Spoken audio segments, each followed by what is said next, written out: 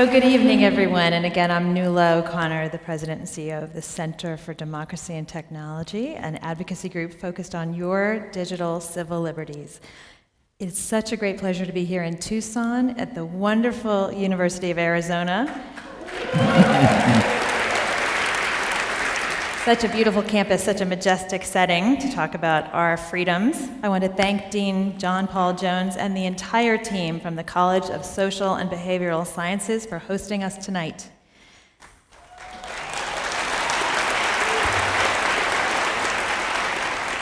Thank you also to the team that put this together. It was not easy, as you can imagine, logistically and technologically, to get all of us on one stage.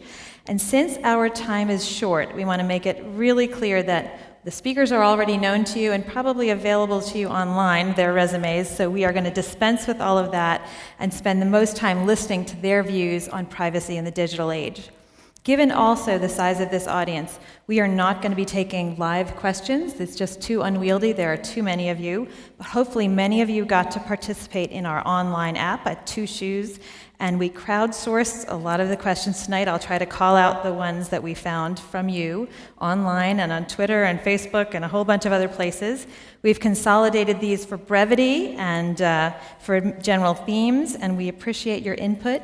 We thank everyone here for their time in person, and those of you watching online, we welcome you and thank you for your attention to us here in the beautiful Centennial Hall. So, without further ado, Noam Chomsky, you have been a leading public intellectual in this country and around the world for 6 decades. You have explored the creation of self, the dominance of the state, and the tension between the two.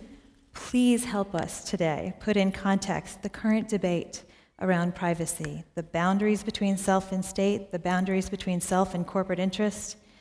25 years onward from the initial commercialization of the internet, where are we, Professor Chomsky, and where do we go from here? Well, we might start from the commercialization of the internet, which is an interesting phenomenon. The internet was developed, like most of the advanced economy, largely within the state sector, the dynamic, creative state sector. Actually, I was working in the lab where the early stages of the internet were developed, a Pentagon-funded laboratory at MIT.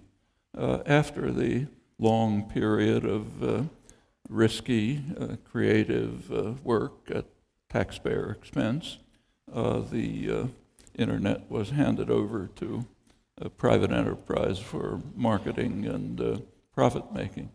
That's pretty much the way much of the economy works. Exactly how that happened is a little bit murky, but it did happen and it's normal.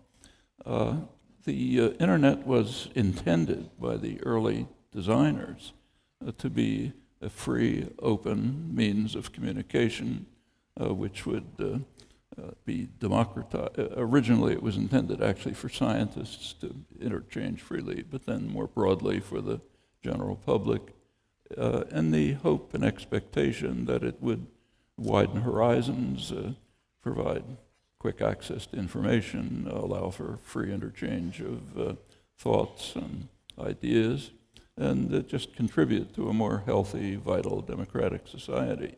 Once it gets commercialized, that changes. There are, it's not a secret, systems of concentrated, mostly unaccountable power, some of them private, some of them state, and they're not in the business of fostering democracy and freedom. They're in the business of expanding their own power, authority, and domination. And in various ways, they have sought to shape and mold this system so that it serves those purposes.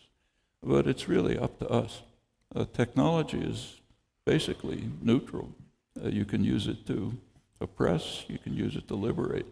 The hammer doesn't care whether it's used to build a house or to smash somebody's skull in. It's up to us, the public, to determine what the future of this remarkable instrument will become. recognizing the forces that will try to impede it and shape and mold it for their own purposes. Thank you so much. Glenn Greenwald, you are an important actor in this narrative. You've been described as an activist, a journalist, maybe a hack. How do you describe yourself? What is your self-identity and what is your role? What do you want people to know about where you've come and what you've done? Well, I'm actually more or less comfortable with all of those titles and many of the other ones that have been applied to me. You know, ultimately, I don't really see journalism as being this kind of cloistered profession of people who are called journalists and who exclusively possess the right to engage to exercise the right of a free press. I look at my duties first and foremost as a citizen, just like every other citizen.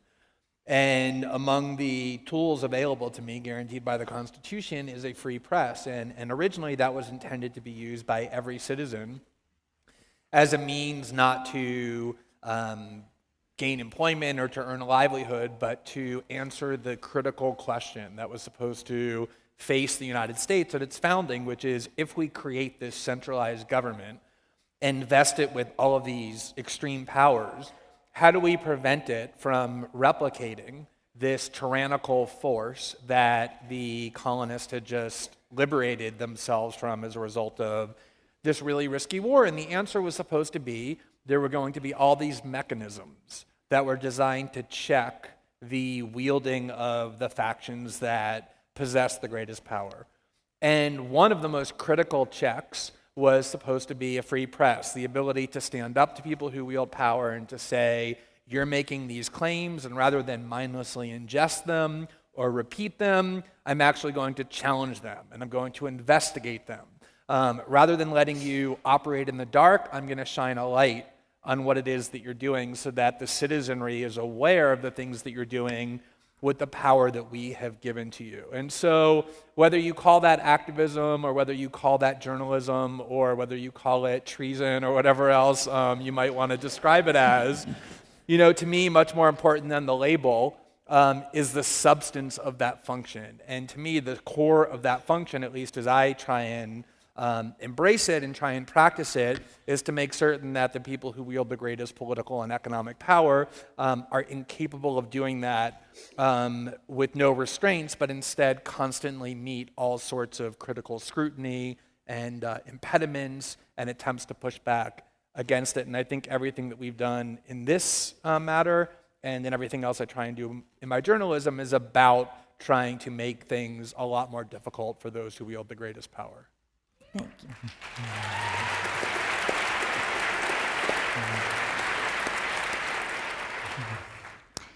Edward Snowden. Ed, you've been called by some a traitor and some a patriot. How do you see yourself, and what is your role in today's debate? And why were you the one chosen to play it? I've said before that whistleblowers are elected by circumstance. The idea here is that we are a government that derives its legitimacy from the consent of the governed. But that consent is only meaningful if it's informed. Now, we're supposed to have a system of checks and balances to ensure that that is always the case. We know what's going on. We have the ability to cast our votes to direct the activities of our government. We have an executive that should be checked by the courts that should be directed by the Congress, and this sort of virtuous cycle is supposed to be founded on the idea of competition between them. However, things have changed increasingly over the existence of our nation from when we were first founded, and we were very allergic to the idea of a strong central power, to the very recent past, where we have a government that seems to be almost completely unrestrained by law or the Constitution. And we've had former government officials say things like, we do what's illegal immediately, the unconstitutional takes a little bit longer. But the idea here is that a nation is comprised of people. as is a community, as is a government, as is every structure in which we cooperate with one another.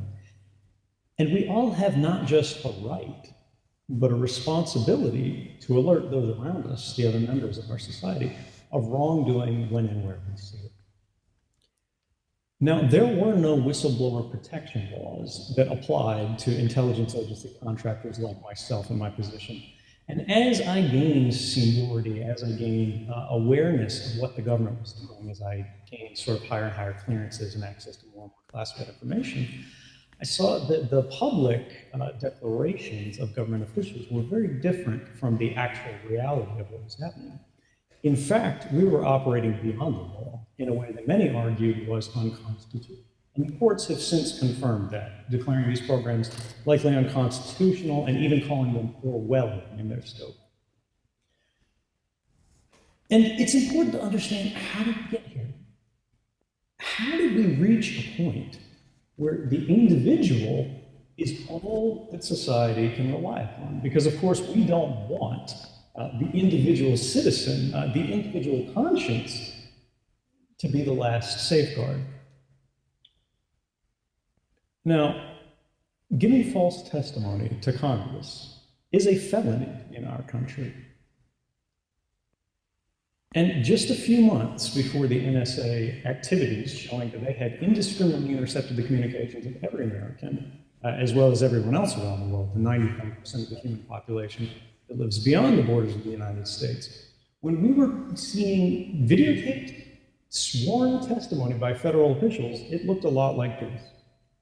Does the NSA collect any type of data at all on millions or hundreds of millions of Americans? No, sir. It does not. Not wittingly. There are cases where they could inadvertently, perhaps, collect, but not wittingly. Now, in his defense, after that became quite publicly known to be false, he first said he was being too cute by half. And then when he realized that was a felony, he quickly amended that to saying he forgot about the program that was monitoring everyone in the country. Now, reasonable people can disagree about where we should draw the lines of surveillance policy. No one argues that we should shut down every surveillance program in the country. No one says we should list the names of everyone who's under surveillance on the newspaper on an individualized basis. But if we are to have a democracy, if we are to be partner to government rather than subject to it, we must know at least the broad powers and privileges that the government is claiming. We must know both what they are doing in our name and what they're doing against us, or else we're no longer directed by the public. We're ruled from above.